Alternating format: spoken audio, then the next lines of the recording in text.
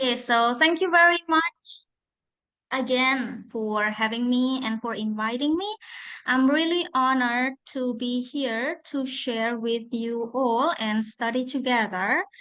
So, for today's session, we are going to talk about how to do English presentation skills in English. Sorry, presentation skills in English. Thank you for introducing me. My name is Satwika Nindya Kirana. As you may have known, I'm an English lecturer in Thailand.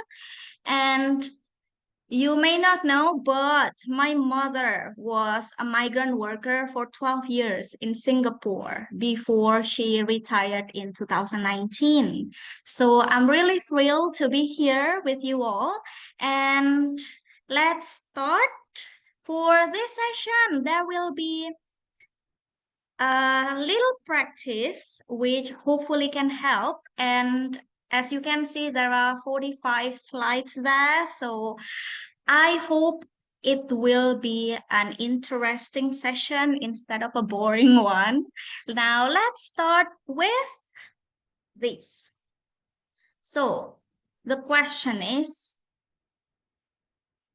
which presenter would you like to be?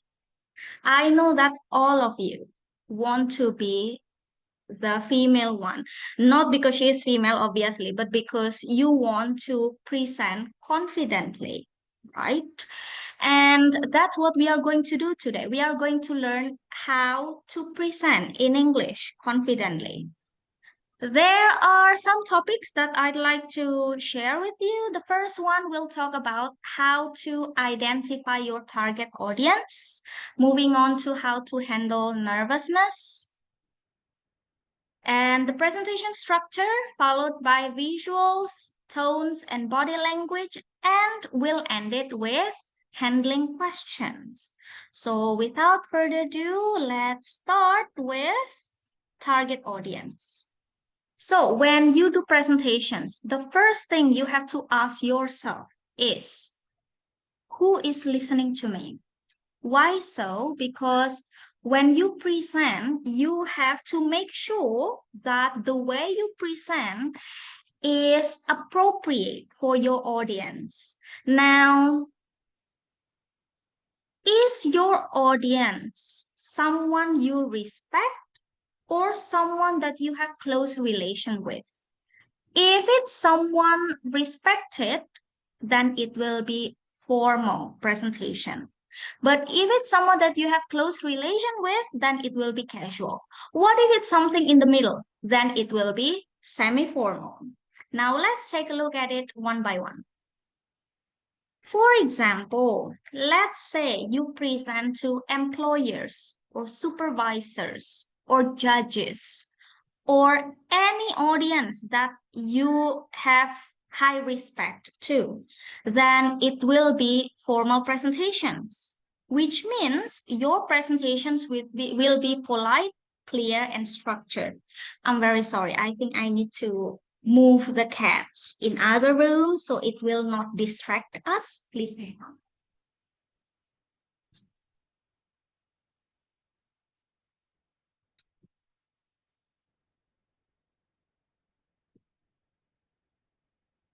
Okay, back with me. Now, if your presentation is for your coworkers or your team, then it will be neutral or semi-formal presentations, which means it can be friendly but still polite. But if you present to your friends or to community that you are close with, then it will be close or casual presentation, and it will be more friendly and personal. For this session, we are going to talk about how to do formal to semi-formal presentations because I feel that that's what you are more concerned about.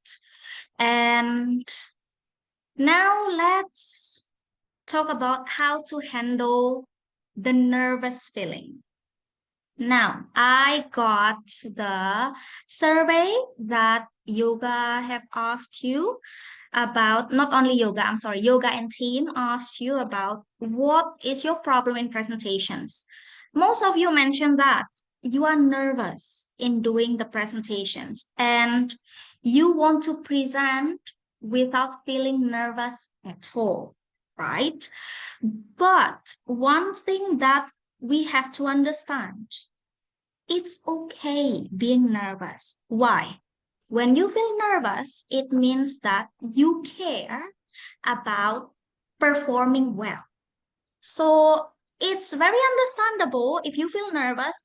Believe me or not, I feel nervous presenting in front of you. You can ask Yoga. I said to him that, oh, I'm nervous because I want to present the best. But the good news is you can control your nervous feeling. And how to do that? First, before the presentation, you need to prepare your presentation well. Why are you nervous? Because you want to present well, right? If you are preparing your presentation well and you are sure that, okay, I have prepared my presentation well, then your nervous feeling will be less. And the next one, you can prepare short notes. I say notes because sometimes some of my students, they prepare script instead of notes because they feel that, oh, my English is not good. And if I just prepare notes, I don't know what to say. I might forget what I want to say. The thing is, when you prepare script, you are stuck to your script. Once you forget a single word in your script, you will feel nervous, you will panic, you cannot improvise. So that's why you should prepare short notes with the key points of what you want to say instead of script. So if you forget a word or two, then you will not panic because you know that you know very well what you're going to say. It's not about the word by word, but the content of your presentations. That's why you need to prepare short notes instead of script. And the next one, you can practice speaking out loud in front of a mirror. Once, hello Busri, sorry for greeting Busri shortly. So once you practice speaking in front of the mirror, then you know how you will look like or how you will be when you are performing. And it might make you feel less nervous because you know which part you can improve before the presentation. And this is what I always do. I always take 3 deep breaths before starting. Why 3? Research says, I'm taking research. Research says that if you take 3 deep breaths, it will relax you. So instead of taking just one, take 3 deep breaths, not only for presentation, for anything that you feel nervous about. And the next one is during the presentation. Oh, by the way, I will share to you the QR code to access these slides. So don't worry about taking notes or anything because you can access it later. So during the presentations, first thing first, you have to smile. Why? Once you smile, not only that you will relax, but your audience will also feel relaxed. And you need to slow down. Don't speak too fast. That is my problem also. You know, some people, they tend to speak, like some people, they indeed speak fast. Like me in real life, I speak very fast. Some others, they speak faster when they are nervous. But actually, the faster you speak, the more mistakes you might make, especially when you are nervous. So, when you are nervous, try to slow down and don't speak too fast. And if you forget something, you can take a look at your notes. Don't get panic or anything. You can just say, oh, let me check, and then look at your notes. It's fine. Now, the next thing, this is very important. You have to have a positive mindset about yourself. So don't worry about grammar. Don't worry about fancy vocabulary. Don't worry about making mistakes. In the survey, I read that some of you concerned about grammar. Some of you concerned, I don't know a lot of vocabulary. I'm afraid of making mistakes when speaking. That is understandable. The thing is, when you present in English and you focus not only when you present in English, when you speak in English and you concern about grammar or about using exclusive vocabulary or oh what if I make mistake when I speak, then no words will come out because you feel nervous. You are afraid of making mistakes. So don't think about it when you do presentation in English. You can practice before the presentations, but once the presentation is that, don't worry about it. And your goal is to deliver your message. When you do presentations, your main goal is to voice what you want to say, not to speak perfect English. So it's not an English competitions. It's presentations for your purpose. So don't worry about your English. And use short, simple sentences instead of complex, long sentences. Now, you need to keep this in mind that before doing the presentation, tell yourself, I can do it. Tell yourself, I'm ready. I know my topic. Most importantly, tell yourself, it's okay if my English is not perfect. My message is clear. Okay? So please keep this in your mind that English presentations is a way to deliver your message. It's not a way to show off your English. So don't worry about your English. Please focus on your message. Okay. Now, let's talk about the presentation structure. Presentation has three parts. The first one is introduction, where you'll talk about the attention, purpose, and you'll get the audience attentions, talk about purpose and also the directions of the presentations. The body is where you deliver the key points of your message. And the conclusion is the summary or the closing of your presentations. Let's talk about it one by one. And after this introduction, body, and conclusion, we'll have a small practice for short presentation. Okay. So let's start with the introductions. In the introduction, you need to get your audience attentions. You know, when you are doing introductions and you fail to get your audience attentions, it will be hard to get their attentions throughout your presentations. But once you can get their attentions at the beginning, then most likely they will follow you until the end. So how to get the audience attentions? First, you need to create a positive vibe. How can I create a positive vibe? You have to be positive yourself. As I said before, start with a smile. So a single smile can help you create a positive vibe. But when I say a smile, it means it's natural smile, not the like career smile that you put simply because you are going to do presentations. Please try to practice your smile before you are doing presentations, and it will help you create a positive vibe. And you can greet the audience. You can say good morning, good afternoon, good evening. You also can use a strong visual image. If you pay attention earlier, when I started my presentations, I started with comparing two images, right? And ask you, which presenter would you like to be? That's how you can do it. Like you can start with by showing a strong visual image, but you don't have to do that. It's just a preference. And you also can interact with audience. You can make small talk like, oh, thank you for coming today. Nice weather, that kind of thing. And introduce yourself. You can say, my name is, or for example, my name is Satwika Nindya Kirana, or I'm Satwika Nindya Kirana. And the next one is, purpose. So after getting their attention, after greeting them, introducing yourself, then you have to tell them what is the purpose of your presentations. There are some expressions you can use. You can say, I'd like to present. For example, I'd like to present how to do presentation in English. Just now what I said.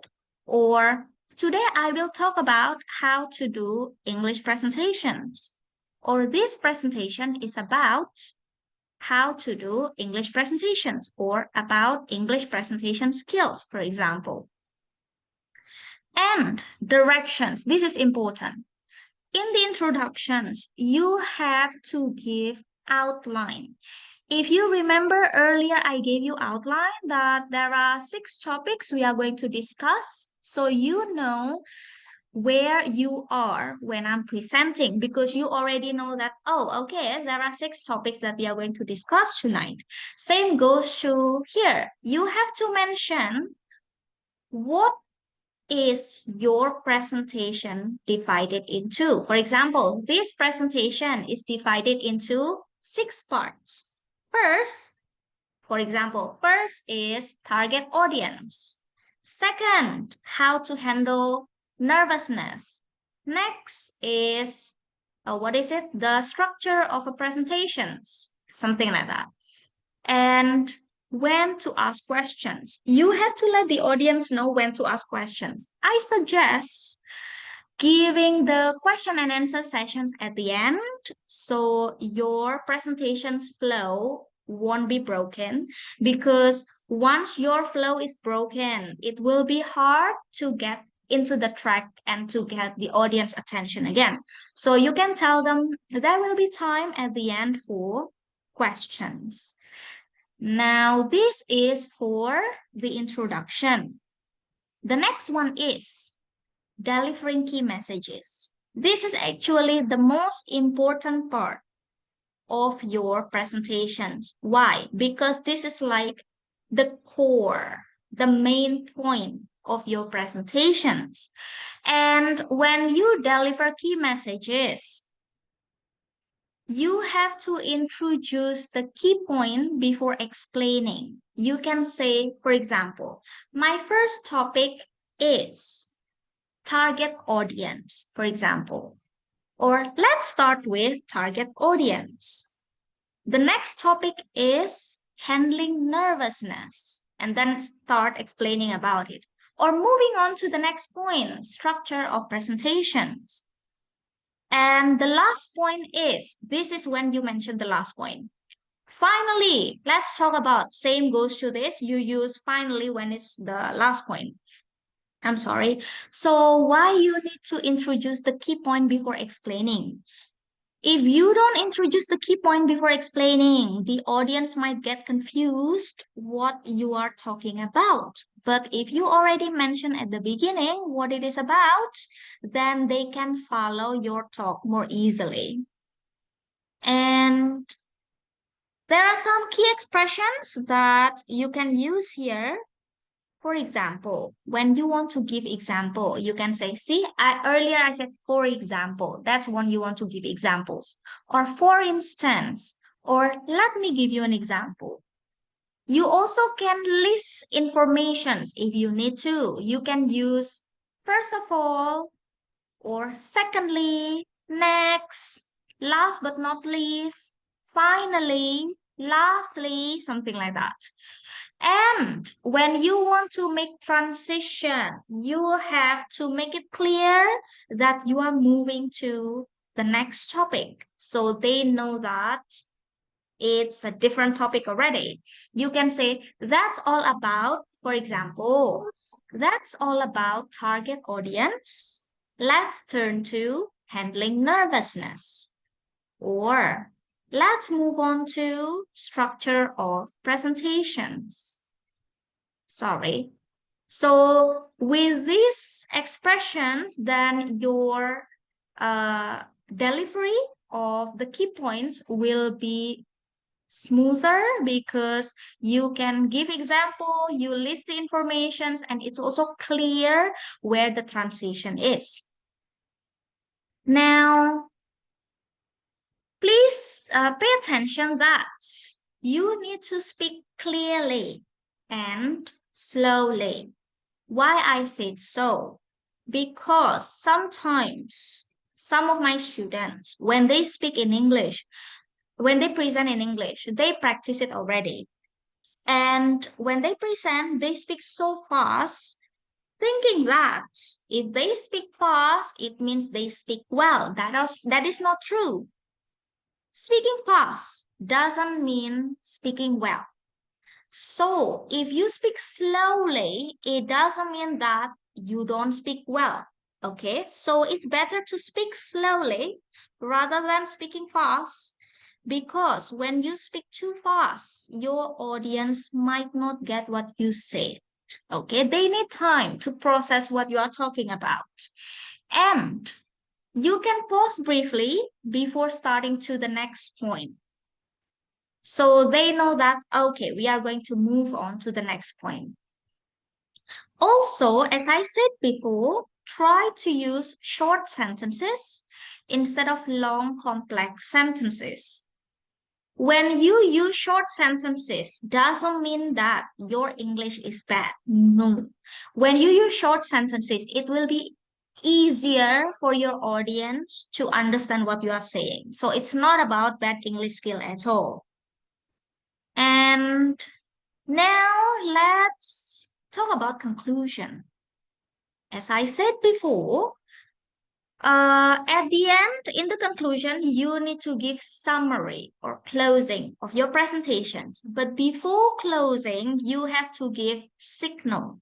You have to show them that you almost finish your presentations. You can say, we almost come to the end, or that brings me to the end of the presentation, or that is the end of my presentations. So it signals them that your presentation is almost over. And you need to recap what you have mentioned. You can summarize the key points by saying, to restate my points, and then summarize it. Or to sum up, or to summarize, you also can say, in conclusion. And you also can provide more information, such as, here is a link to access today's presentation slide. Or you can read more information about it in, and then give where they can read the information from. Or for more information, you can visit World Wide Web, for example, World Wide Web sbmi.com, for example. Okay, so this is how you do the conclusions. Not only that you have to summarize, but also you have to signal that that is the end of your presentations, summarize the key points, and if there is any more information, then you can give more information. Okay, now, as I have said, we are going to talk about practicing the English presentations. I asked Yoga of what topics you might need to present, and there are a lot of interesting topics, but I choose this one, social protections. So I will need you to do short English presentations. Don't worry about, oh, I'm nervous. I'm not sure if I can do it well. What if the presentation is too short? Don't worry. I want the short ones because this sessions is only 1 hour to 2 hours, so it can't be too long. So in these presentations, I want you to present about why social protections is important for workers. Okay, remember that in the introduction, you need to get the audience attention, tell the purpose, right? So you have to mention the purpose here and also give directions or outline. Now, for the outline, there are two social protection that you have to present. The first one is health insurance. The second one is unemployment benefits. So you have to mention this presentation is divided into two topics. The first one is health insurance. Next is unemployment benefits, for example. In the health insurance, you have to mention that hospital bills can be very expensive, and health insurance helps people pay for medical care. So this protection makes sure that workers can get treatment when needed. Now, for the unemployment benefits, these benefits support workers when they lose their jobs. They provide some money for basic needs during unemployment. And this protection gives security and reduces stress for families. So these are your key messages. Okay. Now, for the conclusion, you have to mention that social protection is very important. Don't forget to use the expression such as to sum up, or in conclusion, or to summarize, or to restate my point. Protection is very important, for example. And you also have to mention that it helps worker feel safe and protected during difficult times. Okay. Now, I will not rush you. Oh, yeah. So don't worry, I'll share the link. No, sorry, the QR code at the end for these slides. And yes, I will not rush you. We have some time here. So I want you to get ready. Let me give you around 5 minutes to mentally prepare yourself. And after 5 minutes, we are going to practice this short presentation. Okay? Ya, tapi buat Don't main, worry. buat bobo. Sorry? Iya, gimana Mas? Lagi Mas? I'm sorry, I didn't catch your question. Can you repeat that again? But is it a personal assignment or personal practice? Yes, it's a personal one. So I will not ask everybody to do it. It's voluntary. I know that some of you might not be in a good time or good conditions to speak. I can understand that. So if you would like to practice your presentations, then this is your time. Okay. We have 5 minutes to prepare and we are going to start the practice in 5 minutes. So we just Don't worry, follow the it's a short points. one. Yes. So we just follow the points that you already prepare in the slide. Correct. I just want you to use the introductions of the attention, the purpose, the directions, and for the key messages, it's exactly like this. I provided here for you. And for the conclusions, you can use the expressions that I have listed before as well. All right, Ma.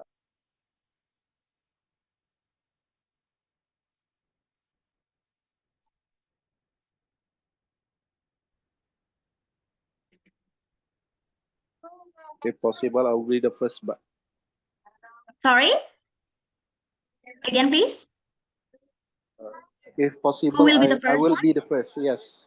Yes, please. Yes, I really appreciate that. Would you like to start? Yes, I will start right now, yeah, but. Yes, please. Okay, so good evening, ladies and gentlemen. Thank you very much for the opportunity. I'm very happy because I can present here to deliver a very significant topic for everybody of us. So I would like to start explaining about the social protection.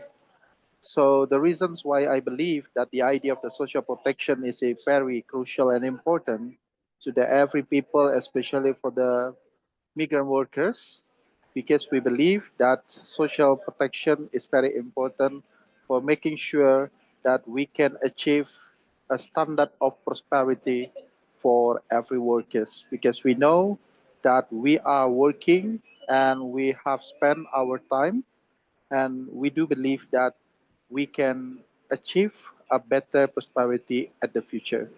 So, what I would like to explain in this presentation, I would like to explain to you about two things: that how social protection consisting of two major categories.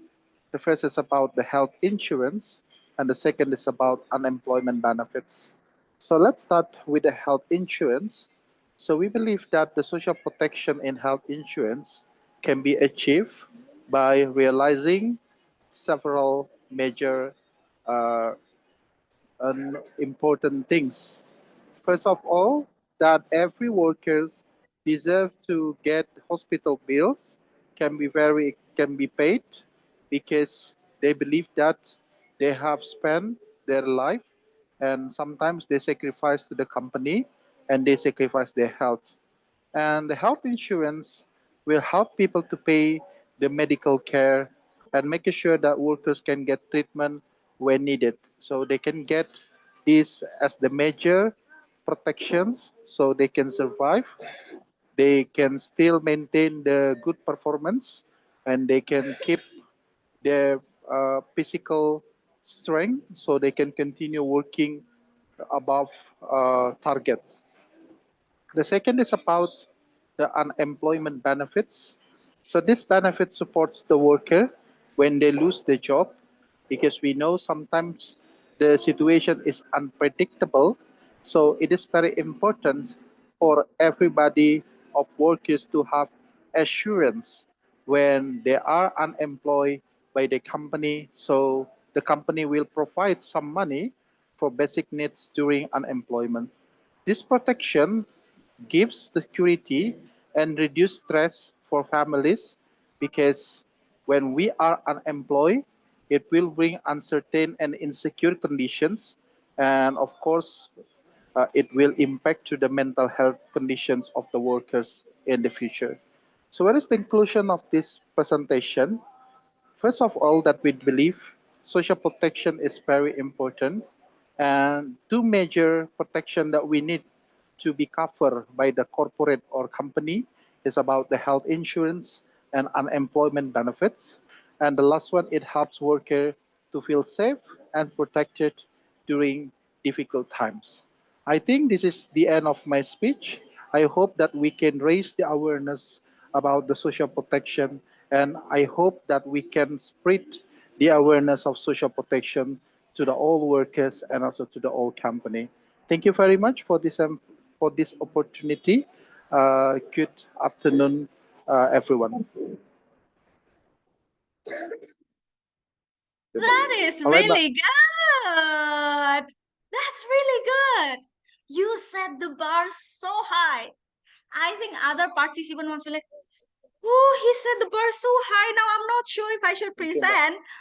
You did really well. And for other participants, anybody else would like to present?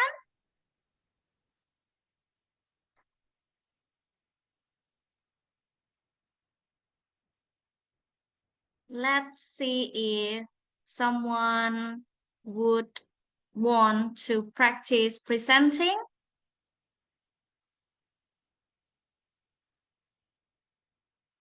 Don't worry if your presentation is not as persuading or as long as the first presenter. It's not a competition, okay?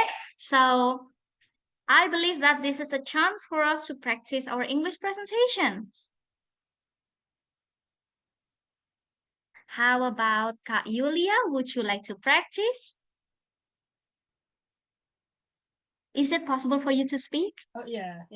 It's just my voice a little bit different because I'm a little bit under the weather this few days. Oh, I'm So sorry about yeah, it's that. okay. I think the COVID is around now again, so it's been spreading like the whole house. It's Where been are like you two now? weeks. I'm in Singapore right now.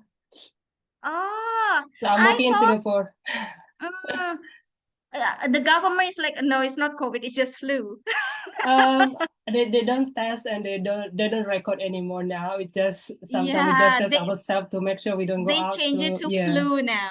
Yeah, and but Mm, once we tested and it's positive, I think it's not wise for us to go out, even though they don't know that we are having COVID. right. So is it Yeah. possible for you to practice this? Yeah, but I might not really well prepared. I mean, I'm not used to present anything. No, don't worry. Nobody judges you. So come on. Yeah, and I think like social protection will be not my expertise, so I might be just reading what's on the screen. It's fine, don't worry. So, so Good evening, everyone, and thank you so much for being here today.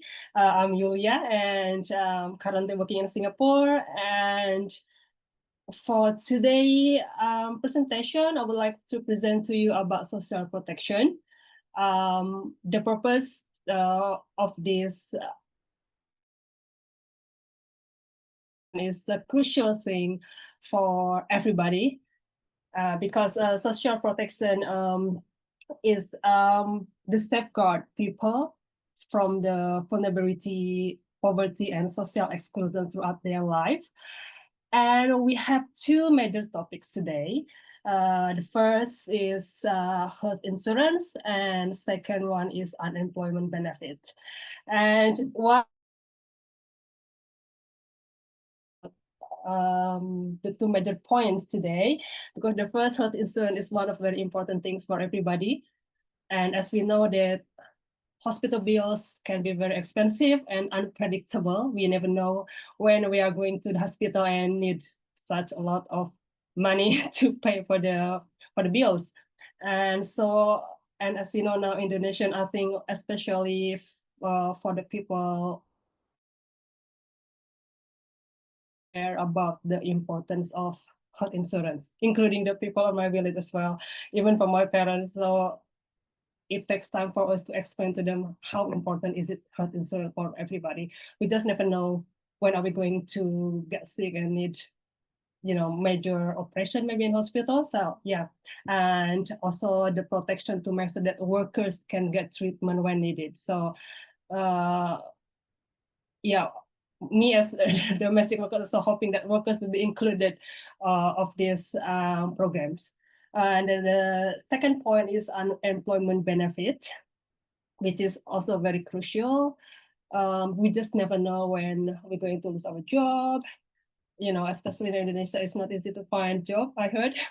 I mean, I can say, okay, it's okay for me now in Singapore, but Indonesia, I heard that the difficulties of people looking for a job. Iya, So, nggak boleh. Yang kayak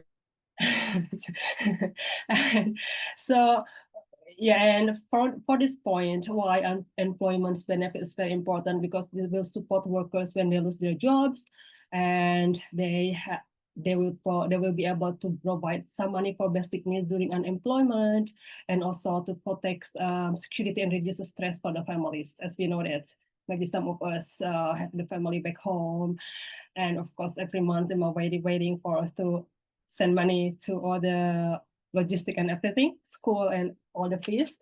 Yeah, and for the summary for today presentation is, it is a very crucial to have social protection for everybody, which is we mentioned earlier, the health insurance and unemployment benefits. And it's very important for us to give awareness for everyone that how important is the social protection. And as we know that maybe for some people in the city or those who can access social media, it's easy for them to be aware of this, but there are some people in the remote area, they're still not able to have access to all these benefits of social protection. And I think hopefully we can spread this awareness for everyone. I think that's all for me today, and thank you so much for today. Oh my God, Yoga, why did you invite me to do this? I feel like all of you know very well how to do English presentation. And I feel like, am I even sharing here? Because they already can do English presentation. Let me see the chat. Wait a moment. Yes, yes, you are really good, both of you. So anybody else would like to show your excellent English presentation skills? Anybody? Anybody? I know that some of you might not be in a good situations to talk, or probably you are in public, or probably you are shy. I can understand that. No worry, it's voluntary. So anybody else would like to practice, or you feel like, no, no, no, the first two presenters are too good. I don't want to embarrass myself. No, nobody is embarrassing anybody, okay? Yeah, so somehow I feel that I Hello. am not really doing my job here of sharing the English presentation skills because these two presenters are really good. Yes, Mbak Anna. Yes, hello. I want to try. Yes, please. Okay, so good evening, everyone. I'm Anna. I'm from SBMI. So, in this opportunity, in this situation, I want to present about social protection. Why this is important for I present to you all. This social protection for the benefit. This we have two benefits. So one is for health insurance and another one for unemployment benefits. So for health insurance, like everybody knows that hospital costs or medical costs that are very expensive, hospital bills, and can be very expensive and very that variety. So we never knows what will be happen with us in the future. And then health insurance helps people pay for medical care. That also we never know like how much the bills.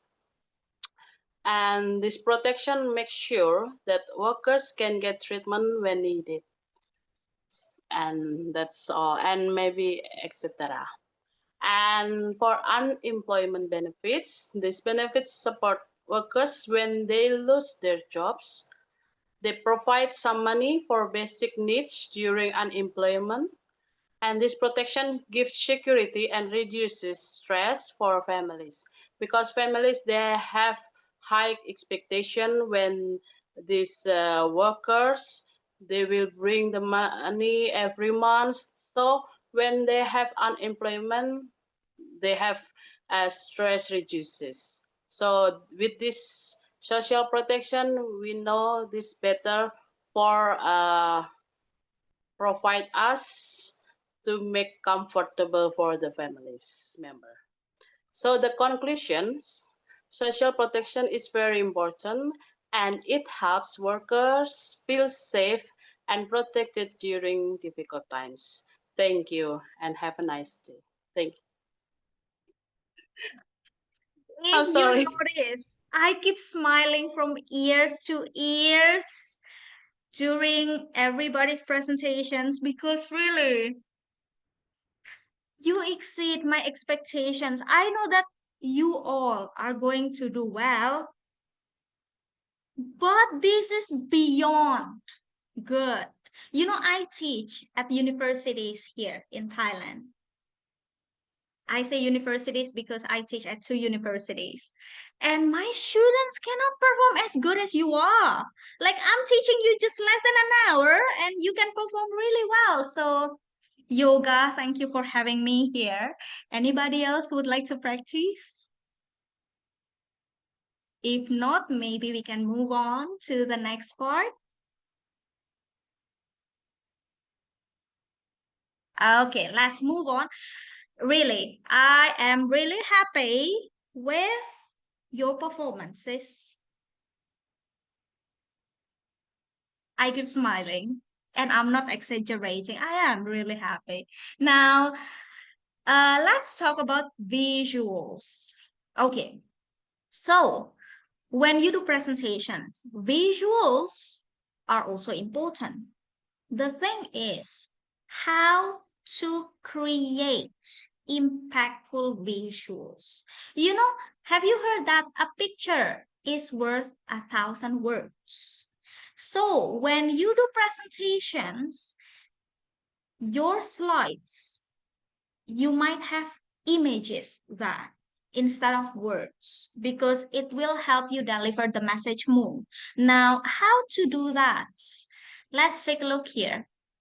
We have two examples of slides here.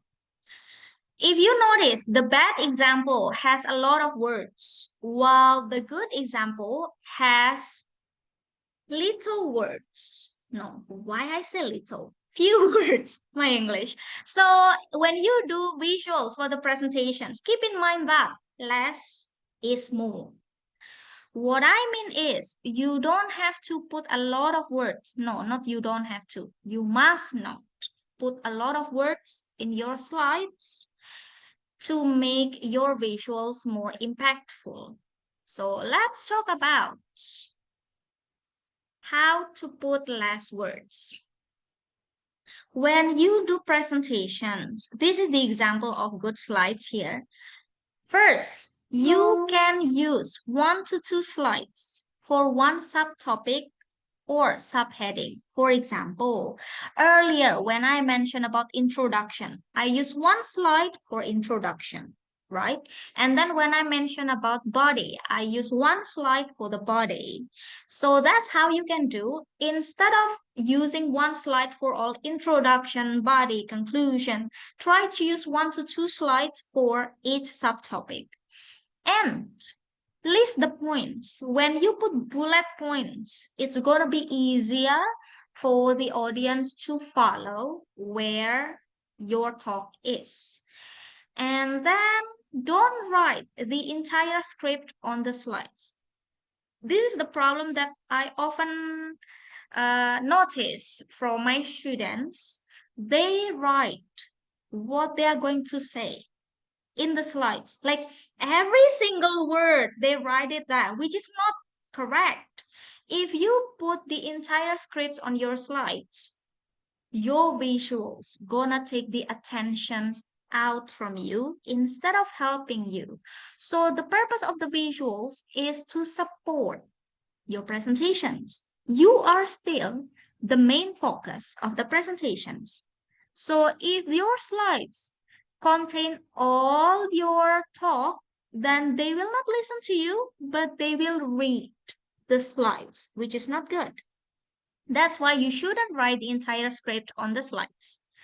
And let's talk about how to make effective visuals. There will be 4 topics we are going to discuss. That is the image, movement, font and size, and also design.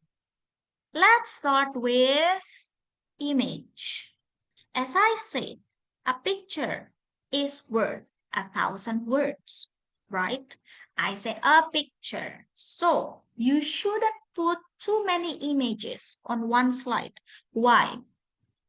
Yes, a picture is powerful, but when you put so many pictures, the audience will not know which picture they should focus on. So it will be less impactful. What you can do is you can focus on 1 or 2 pictures. Probably you feel like, oh, but these 2 pictures are amazing. Then you can choose 1 or 2 pictures which you think is impactful and relevant to what you are going to talk about. And you can add a word or phrase to emphasize your point. If you just put picture and then you explain, that's fine. But if you put picture and then you put words or phrase, for example, earlier I put picture and then I asked which presenter would you like to be? So it will be more impactful because they know what is your point of showing this picture. And you can get high resolution images from a good resources. Do not use Google. If you search in Google, they will show pictures, images, but the quality isn't so good. So where you can get it, there are 2 sources that I usually get good images from. The first one is confide.com. The second one is freepik.com. Both of them offer license and free images. So you can get good high resources from these 2 websites for free. Okay, you don't have to subscribe or anything. So keep in mind, don't just use Google search. Search confide.com choose from there, or freepik.com. Most of the time I use freepik. These pictures are from freepik. Freepik.com, use from there. Or for example, some images you cannot find in this confide.com or freepik.com. Do you know you can use AI now? You can use Gemini, ChatGPT. Just explain that, make a picture of two presenters. One is blah, blah, blah. Another one is blah, blah, blah. The first picture I showed you, it was made by Gemini. And I don't even use the premium one. I use the free one. So you can get good images from anywhere, but don't use Google. Use Confide, Freepik, or use ChatGPT or Gemini or other AI to help you if you need to. The next one is font and size. So font and size also take a part in your visuals. You have to do some points here. The first one, you can experiment and combine fonts. It's fine to use more than one fonts in your slides. For example, in this slide, I use two fonts. The title and the one in bullet points, it's two different fonts. And if you present on site, you have to consider the size of the room you will be presenting in. Make sure that the person at the end of the room still can read what is there on your screen. So better have your font size too big rather than too small, because you want them to read what you write there. But I said experiment and combine fonts, but do not use too many font styles. You need to limit it to 2 to 3 font styles only throughout the presentations. And you have to be consistent with your font styles so that it will be more, how to say, visually pleasing to see. And then the next one is movement. If you notice, all my slides here, right? It has movement. I use the transitions and animations of PowerPoints. Why? It says that dynamic visuals make your presentations more interesting. That's why I believe that when you have movement in your presentations, it will attract your audience attention. And how you can do the movement when you use PowerPoint, there is option of transitions. The transition is to give effect of how your slides move from one slide to another, while the animations is how your points come like this. But be careful, please. The transitions and the animations, some of them can be too much, like, swirling, jumping. If you use once in a while, it's okay. But if it's the whole presentations, your audience will get confused whether they should pay attention to you or to the jumping words that you put on the screen. So use the movement, but moderately, not too much, okay? And then let's talk about design. Okay. How to create beautiful slides, aesthetically pleasing slides. I don't make these slides myself, you can get resources. First, let me recommend you. This is my student's favorite. Yes, this is my student's favorite. Dua-dua Zoom. Lagi Young, Zoom toh. young people like to use this Canva. Personally, I feel like I'm too old for Canva, but let me explain to you. I use Canva too sometimes, but let me explain the positive side and the drawback of each source, okay? For Canva, they offer attractive designs, not only for PowerPoint, but also for invitations, posters, and others. You can find so many templates there, which I like, but for presentations, it's not my preference. And you have many options as well. The difficult part is they have limited movement. Like, yes, they have the transition and the animation for the words to come, like flying, wiping, that kind of thing.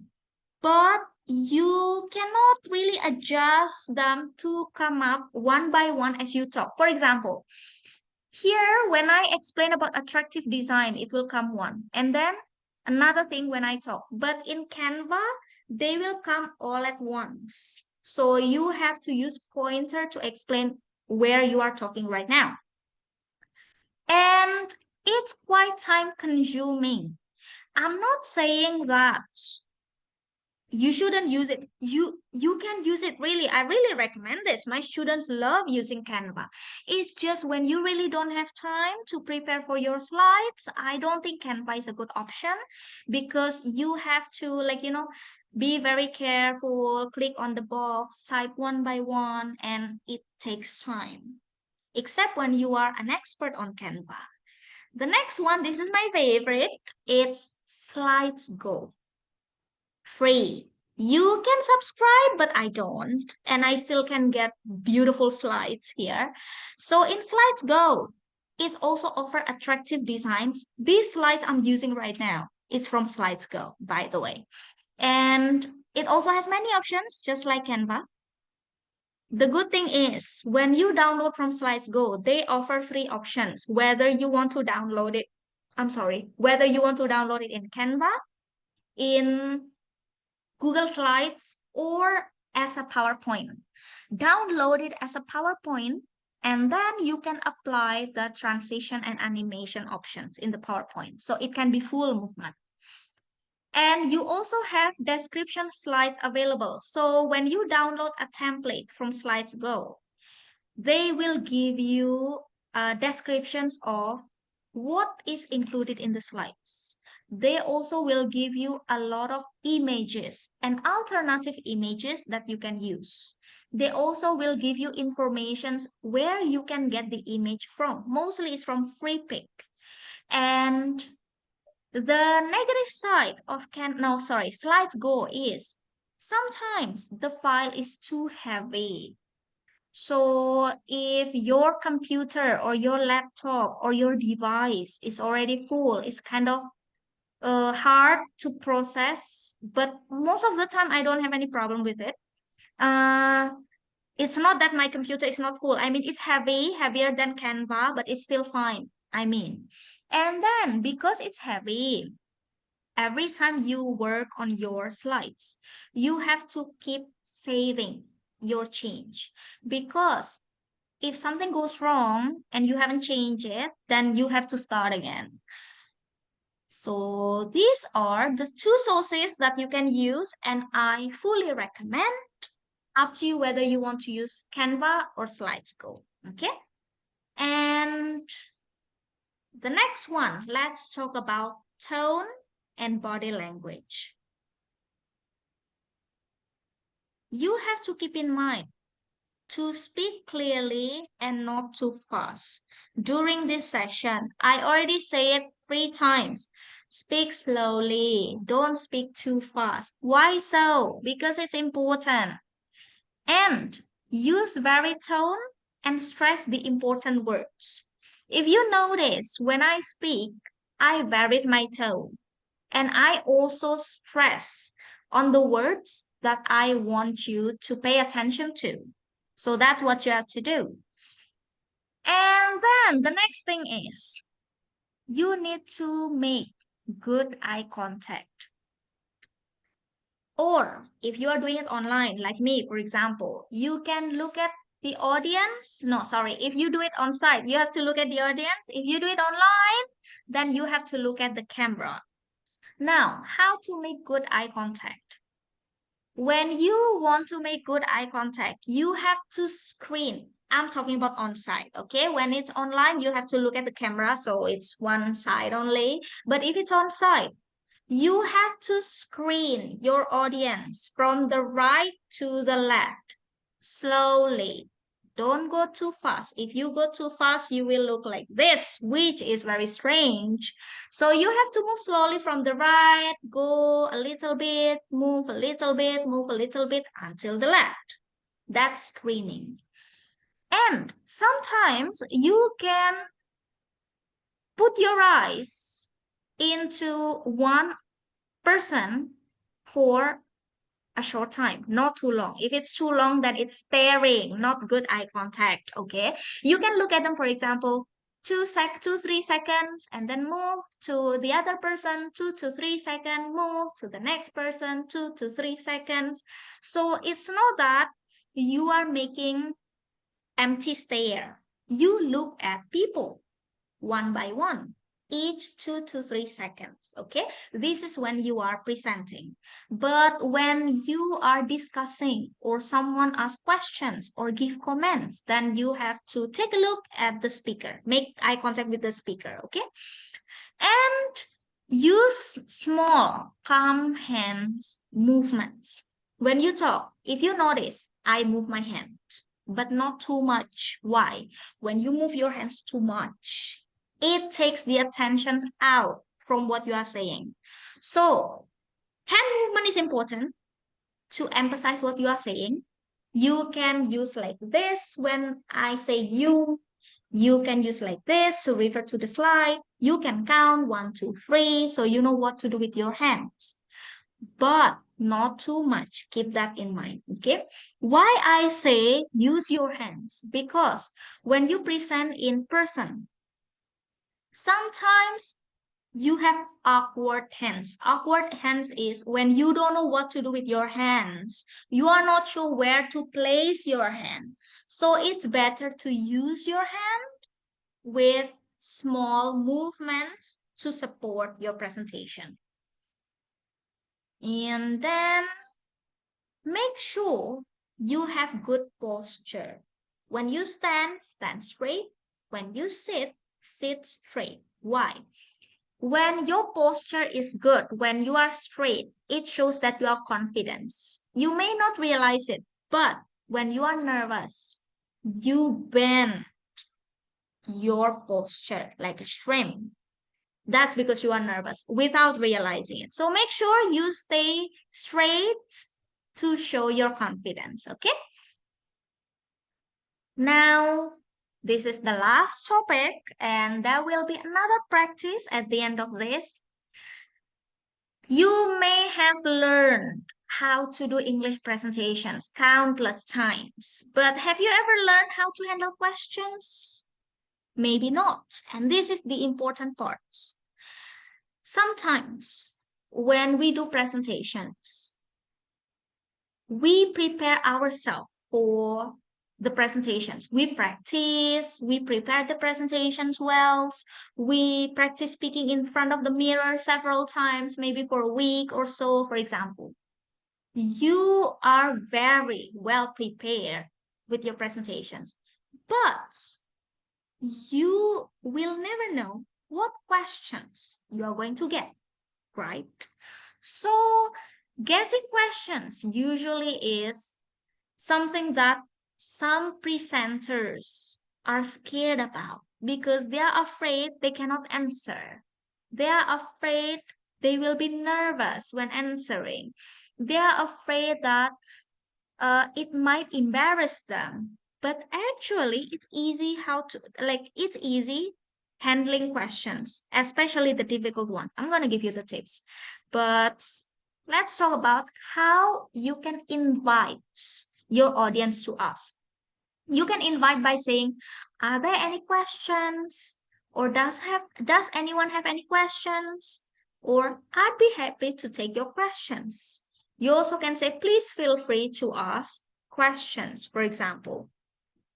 So don't just say questions. No, it's kind of too casual, informal presentations. So you can ask, oh, do you have any questions? Are there any questions? Does anyone have any questions, for example? Now, let me give you the technique of answering questions. This is what I always teach to my students. We call it the lever model.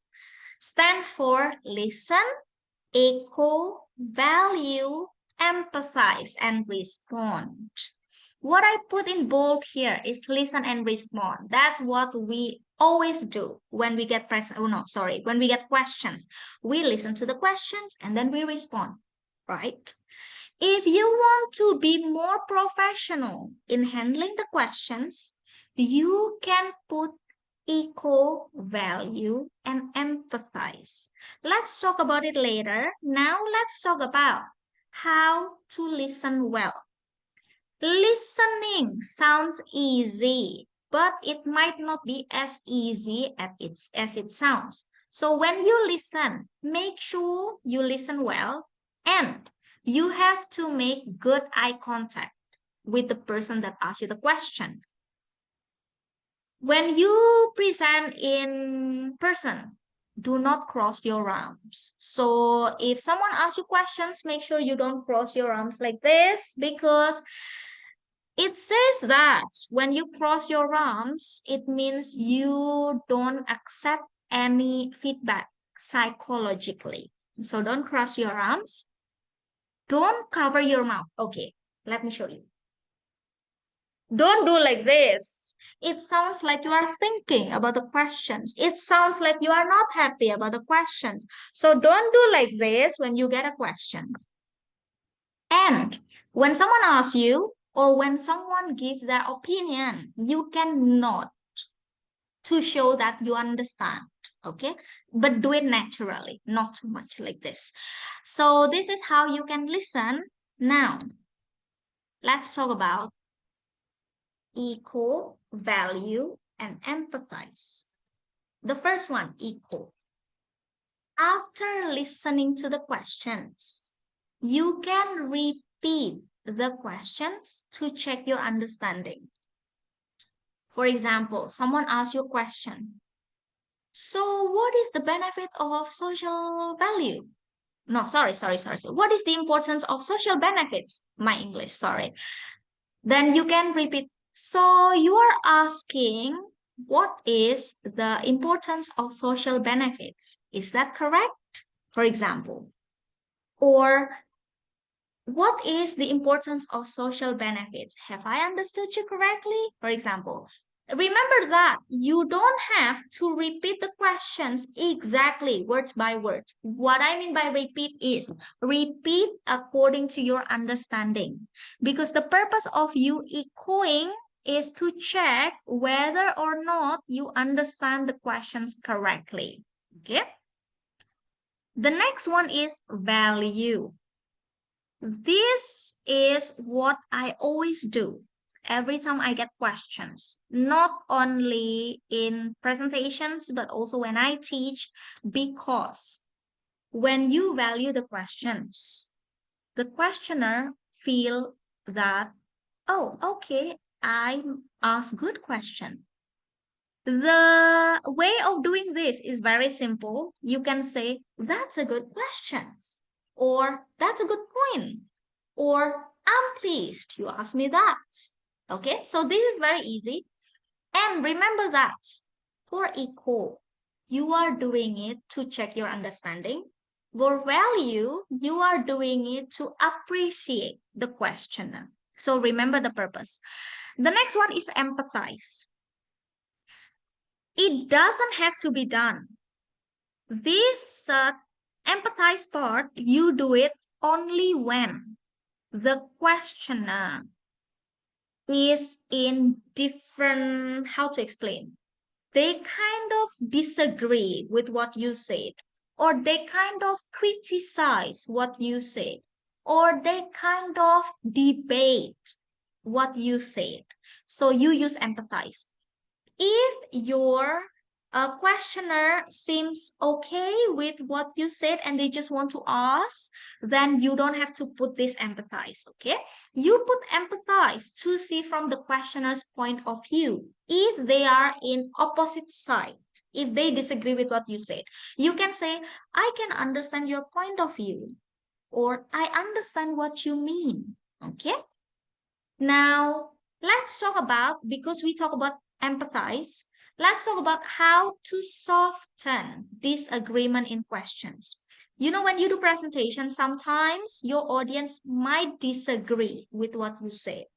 So to do this, you can say, I can see what you mean, but, or I understand your point, but I understand your concern, but, so you are empathizing with them. They feel that, oh, okay, they understand what I'm talking about.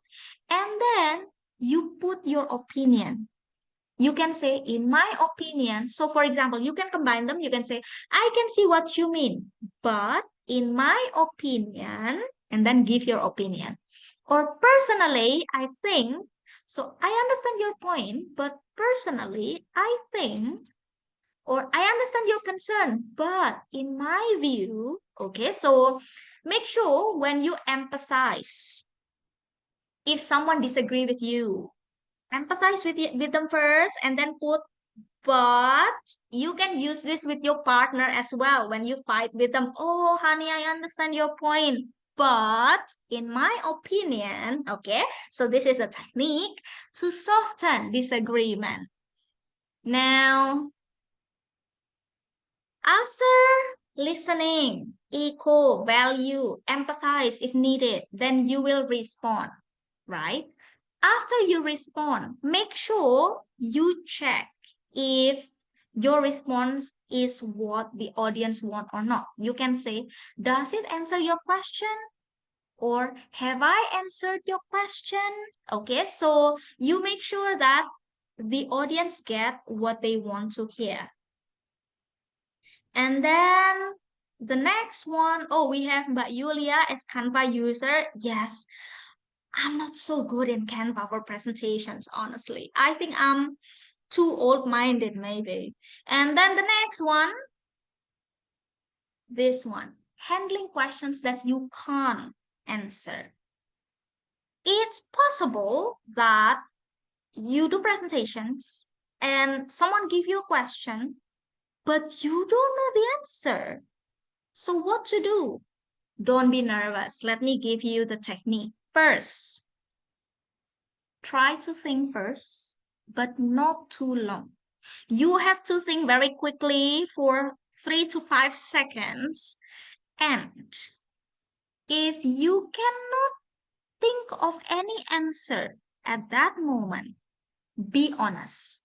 I don't want you to bluff. I don't want you to make up your answer, because if they know that you are lying, it's gonna ruin your reputations and credibility. So make sure that you be honest.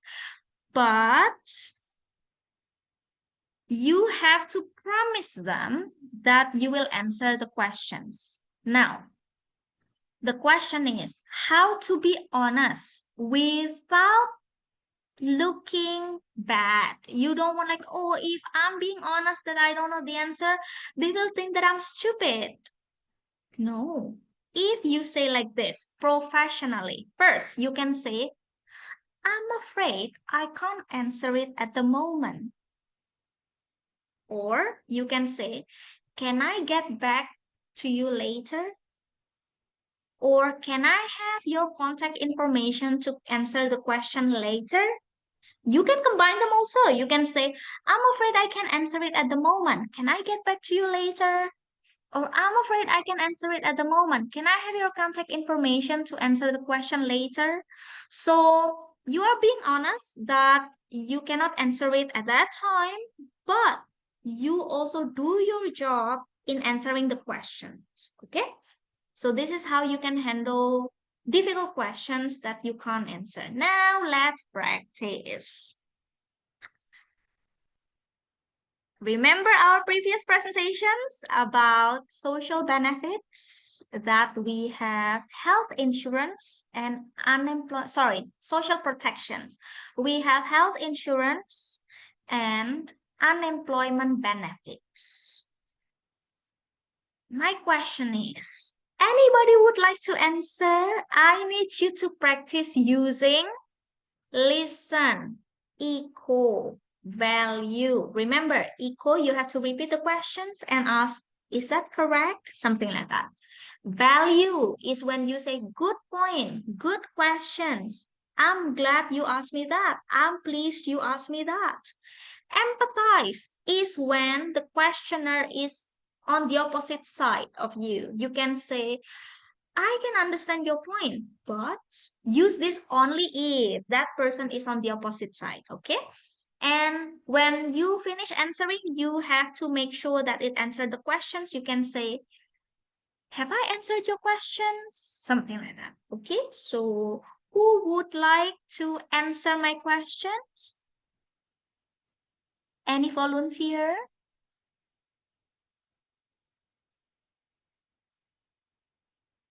Do we have any volunteer to answer my questions? I have 3 questions related to the previous presentation about the social protection. I can try if you don't mind. Yes, please, Mbak Yulia. So, I have a question for you. What can happen if workers don't have unemployment benefits? Oh, thank you for the question. So, sorry, what can happen? Let me repeat. What can happen if workers don't have unemployment benefits? Do you mean like they don't have health insurance? Sorry, I mean they don't have what's they called workers insurance? Yes. Yeah, so that's a good question. So in my opinion, if the workers don't have unemployment benefits, it could be resulting on the stress of the family when they lost their job suddenly, as they kind of not ready. It's just like a sudden thing happened and not ready in a term of their savings for the maybe for daily basis life. Yes, I think one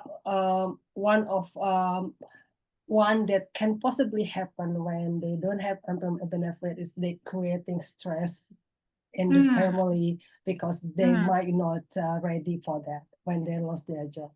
So I hope that answer your question. Yes, thank you very much. I'm very happy with your answer. Thank you. Anybody else would like to answer my question? I still have 2 more questions. Oh, what if I don't know the answer? You can use my technique. I'm afraid I cannot answer it at the moment. Can I get back to you later? See? So, anybody would like to answer? Maybe I would like to try. Yes, please. So, my But question sorry, is, I cannot on my camera, yeah, because the That's internet fine. is No unstable. worries.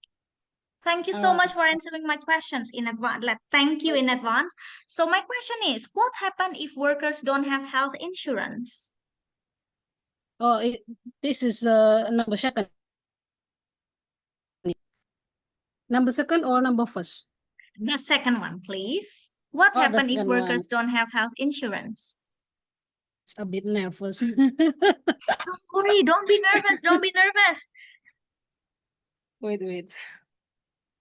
Let me take a breath. Wait. Okay. What happens if workers aduh my internet? Wait. What happens if workers don't have health insurance? In my opinion, maybe about the high medical cost, like difficulty paying for healthcare.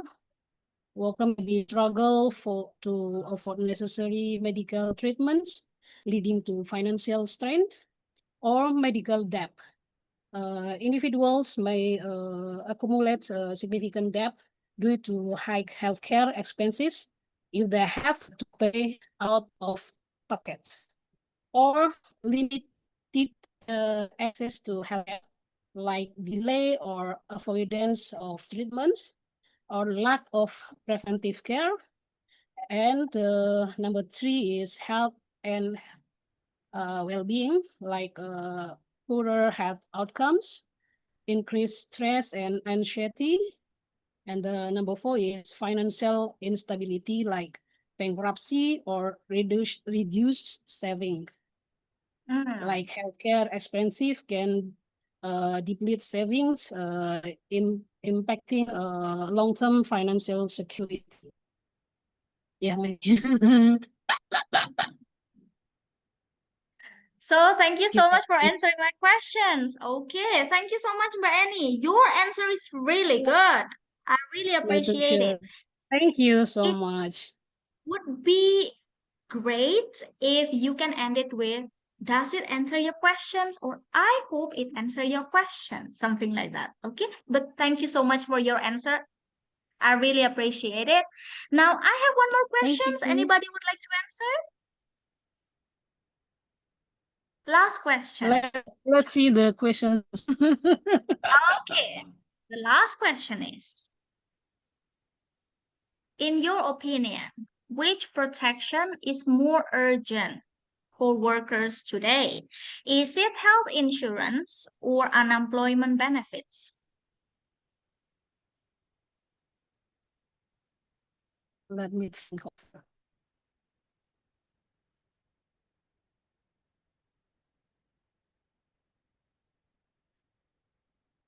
maybe health insurance.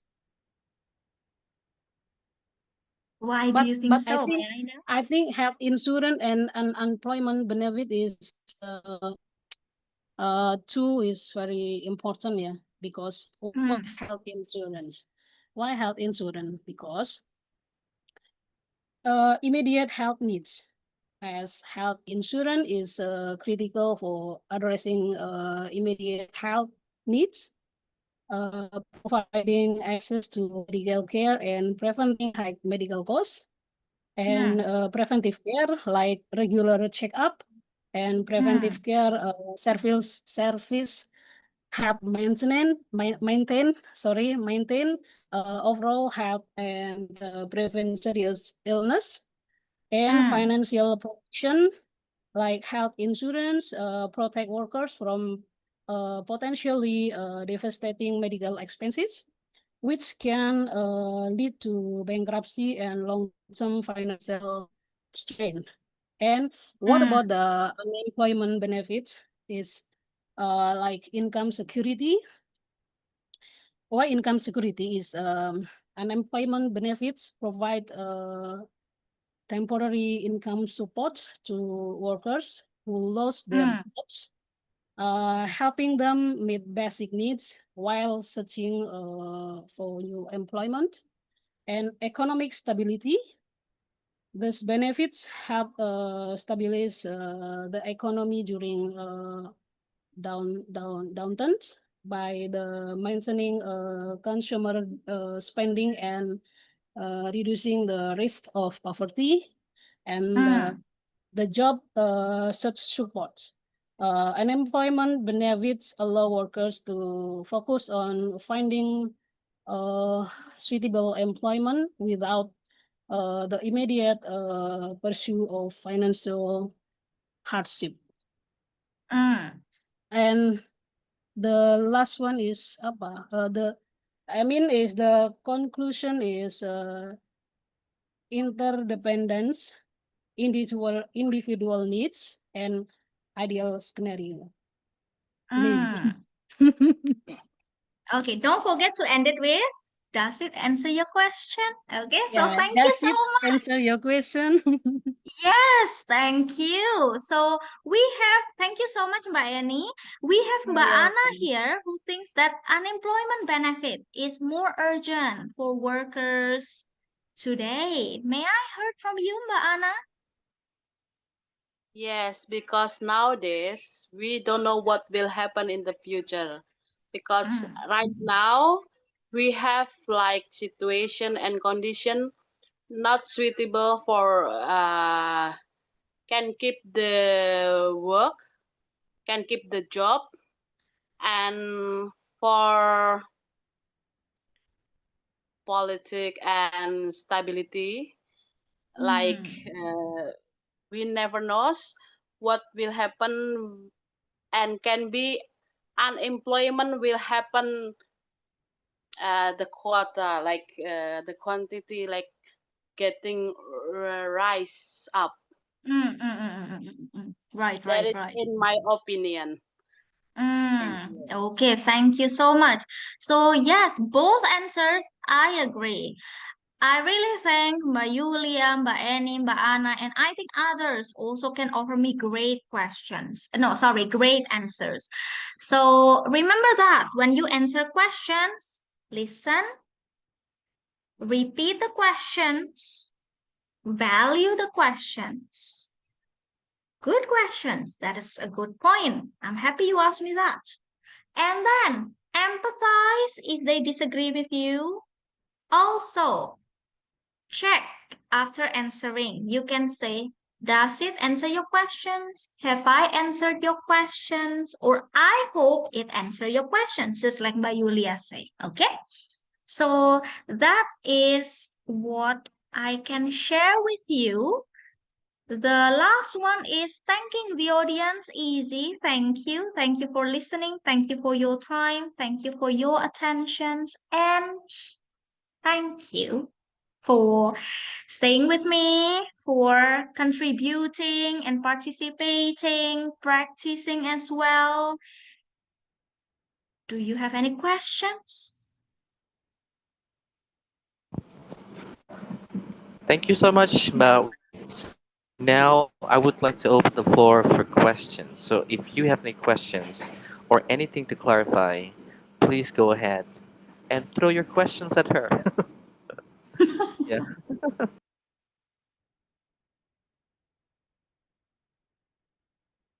Does anybody have any questions?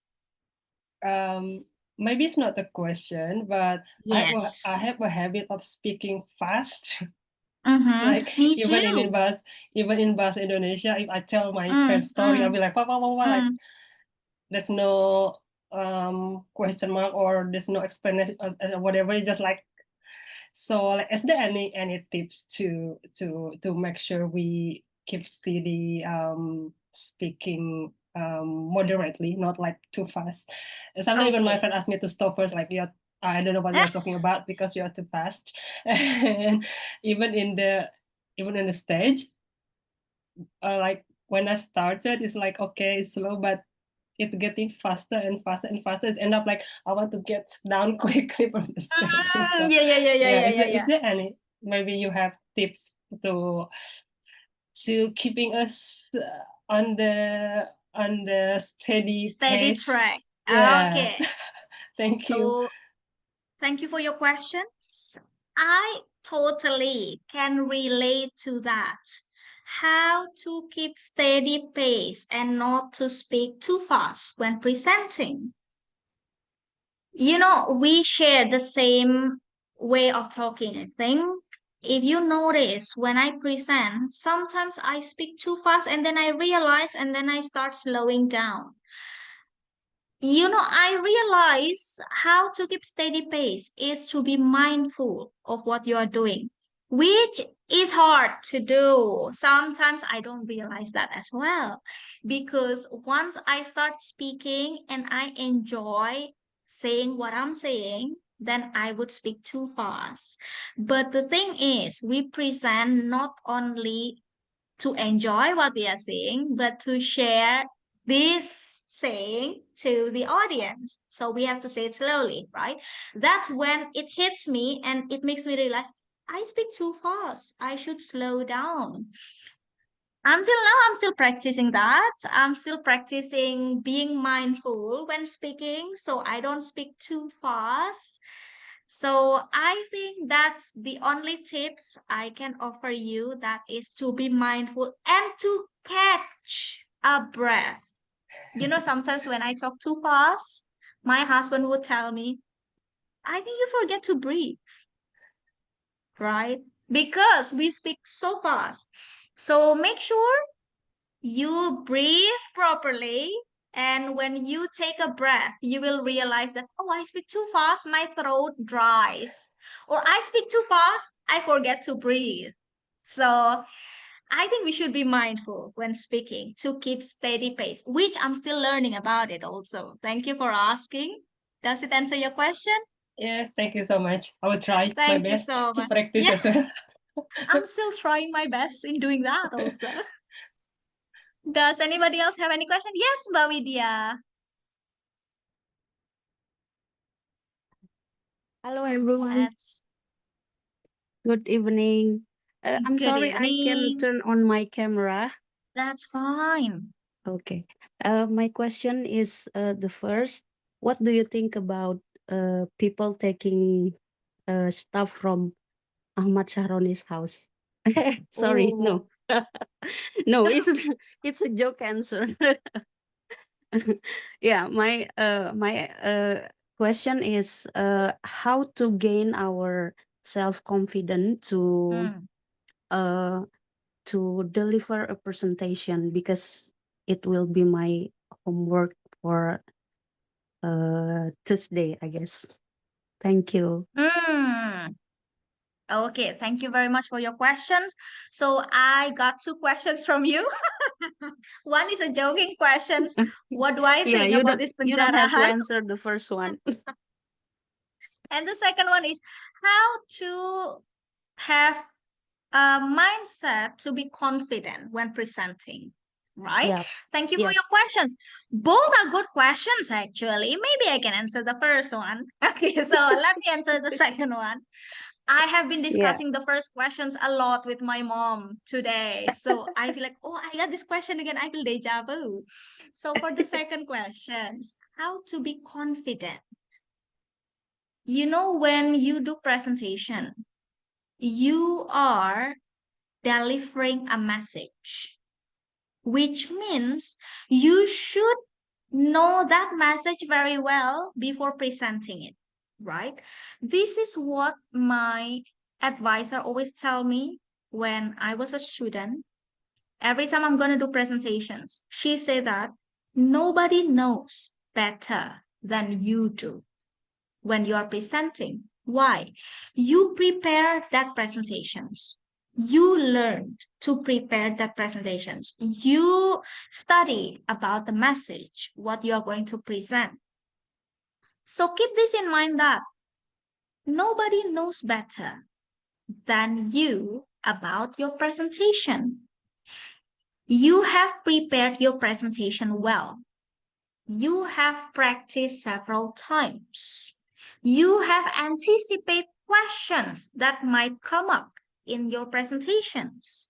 Once you do that, then I don't think you have no reason to be confident. You should be confident.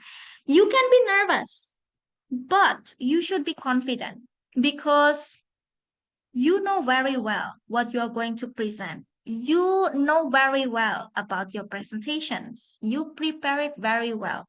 So once everything have prepared well, then nothing to worry about except to be confident. I know that's easy. It's easier said than done. Oh, it's easy to say, but once we do it, it's hard to be confident. I know. But keep this in mind that you can do it. You prepared your presentations. You did your best in preparing your presentations. So you should be confident, right? Does it yeah, answer your yeah. question? Yeah, thank you. I also like talking with my husband that uh it lacks some words in my question. I should say how to gain confidence in delivering a presentation in English, Mm, but he answered me that it's the same pattern, it's the same formula, and I think yes, it is. yes. So So I thank know you. that. Maybe let me add. What makes us not confident when presenting in English? Or what makes us nervous when presenting in English? Forget about presenting in English. Presenting in Bahasa Indonesia makes us nervous, right? So the problem adds up when we present in English. It's not about the preparations anymore. It's about the language. You feel that I don't have good vocabulary. I am afraid my grammar is not good. What if I pronounce the word wrong? First, you can prepare your presentations and practice it several times. And I know that to be able to present, it means you must have you must have communication skill in English. So it's not only about memorizing anymore. You should be able to converse with people in English, to be able to present in English. Because if it's just memorizing, then once you forget the word, you will forget what you are about to say. But the way you are asking the questions, the way you are conversing with me right now, having a conversation about the questions with me right now, I don't think there is any problem with your English. So, as long as you can converse in English, you can communicate in English, please don't worry about the grammar. Please don't worry about, oh, I cannot use sophisticated words. I only use frequently used words. That is fine. Oh, what if I pronounce the words wrong?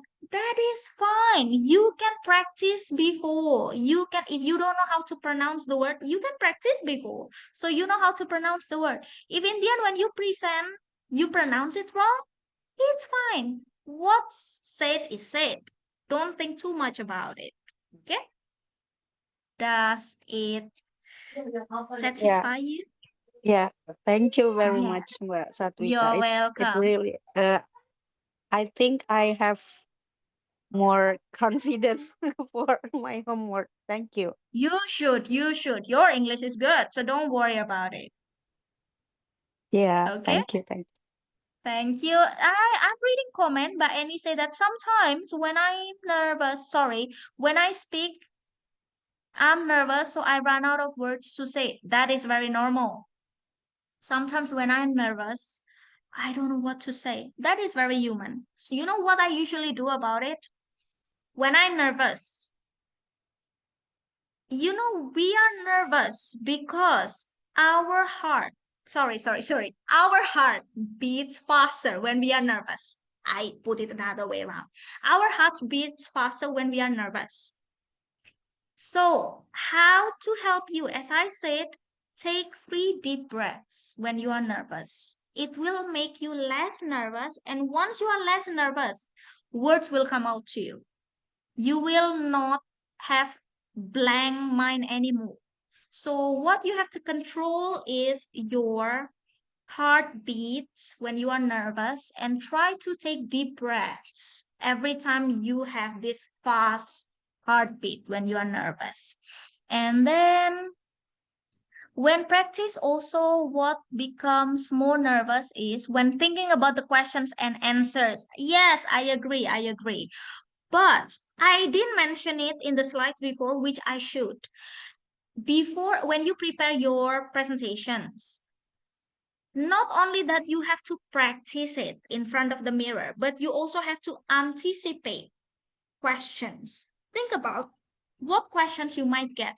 I know that we don't like getting questions, but when you prepare what questions might come up and you also prepare the answers, it will make you less nervous. So I know that thinking about questions and how to answer them is making us more nervous, but when you anticipate the questions before the presentations and you think about the answers, then it will help you to be less nervous because you feel that you have prepared yourself for questions. You can help, you know, I know that I keep saying this, you can use AI to help you preparing for possible questions. Just tell AI that, oh, this is my presentation. Please ask questions related to the presentations, or what questions might come up from these presentations. So you know that the questions that you might get when you are presenting or after you are presenting. Let me read more. Okay. Anybody else have any questions?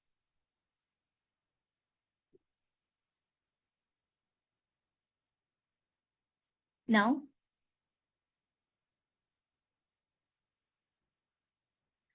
if nobody else have any questions, or if you have questions later in the future, you can contact me on my Instagram. You can contact me on my email actually. It's there on the poster.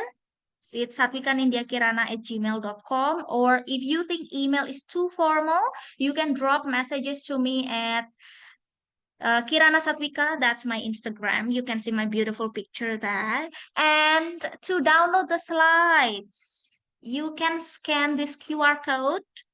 You can take picture of this QR code and you can access it anytime.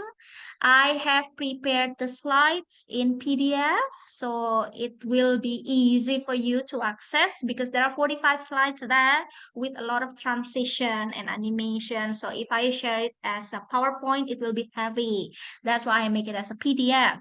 Feel free to download it, and you can also use this knowledge and apply it for your presentations, or share it with your students or your friends as well. I'll be happy. Anybody have any comments before I give it to Yoga?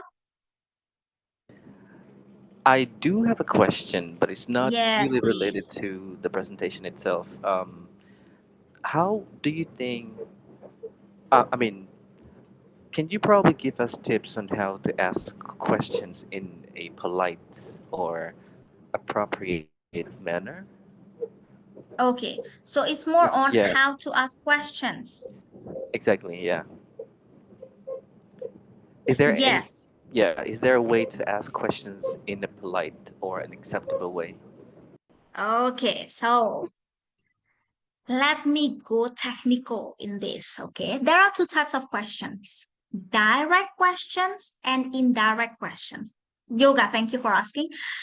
Direct questions is when you ask the questions directly. For example, what happens if workers don't have social security? Sorry, social protections, for example. That is direct questions. Okay. Indirect questions is when you give introduction to the questions. For example, could you tell me, or I was wondering, or I would like to know, or can you explain? So let me give you an example. I was wondering what can happen if workers don't have social protection? Or could you explain what might happen if workers don't have unemployment benefits? Or uh, could you tell me which one do you think is more important?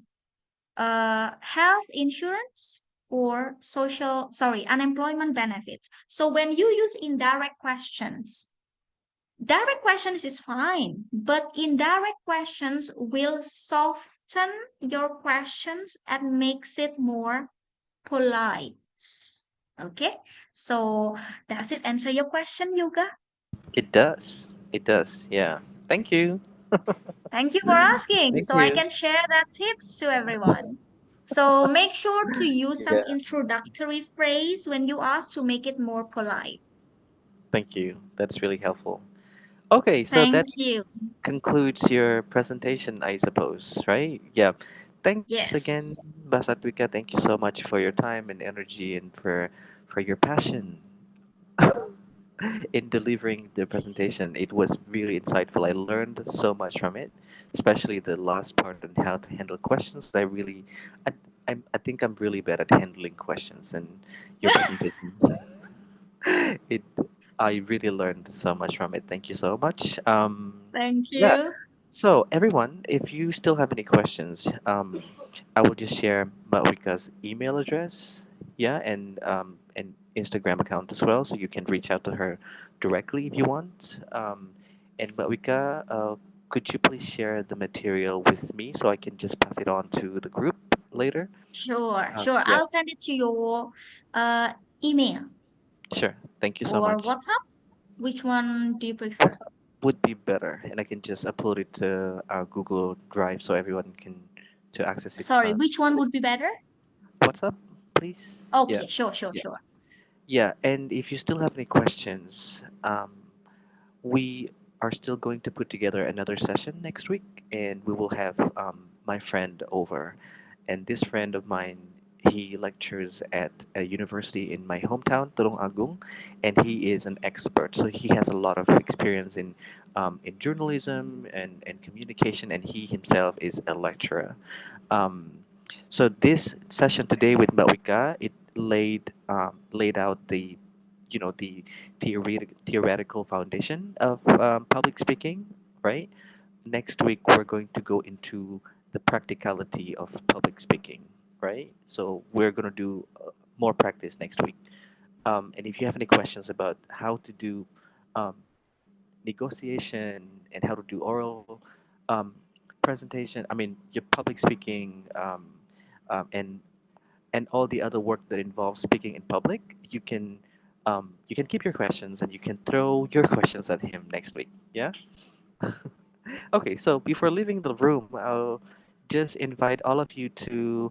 Okay, Mbawika, could you please end your share screen? Yes. Wait a moment. Wait. Yeah. Why I And forget how to stop share. Okay, I okay, yeah. did. Thank Okay, you. so I would like to invite everyone to open your camera for a photo session, and I really have to be excused here because my internet connection is not really stable. But yeah, um, I have a few slides on my screen. I'll just start with the first one. So everyone, if you can open your camera, please do so. But if you cannot open your camera, it's totally fine. Yeah, I'm just gonna take. I'll keep smiling all the time. Okay, so first slide, one, two, three. Okay, I'm moving on to the second slide. Yeah, just keep smiling, just in case. Yeah, Yeah, because you my don't biggest know where you are. smile. Okay, second slide. One, two, three. All right. Moving on to the last one. Just keep smiling. One, two, three. Okay. Thanks again, Bawika. Thank you for your time. Thank you for sharing your experience, and I hope we can see each other again in the future, in the near Yes. future. Yeah. Thank you. Thank you Thanks so much, Thank you everyone. so much, everyone. Thank you so everyone. much Good for night. having me. Bye. Let's keep in touch. Thank you so much. Have a Thank good you. night. I Just just give follow the her a round of Instagram. applause. Oh, sure. Yeah. Thank Thank you. you. Yay. Thank you. Thanks a lot. So, Yay. Thank you. Stay safe wherever you are. yes.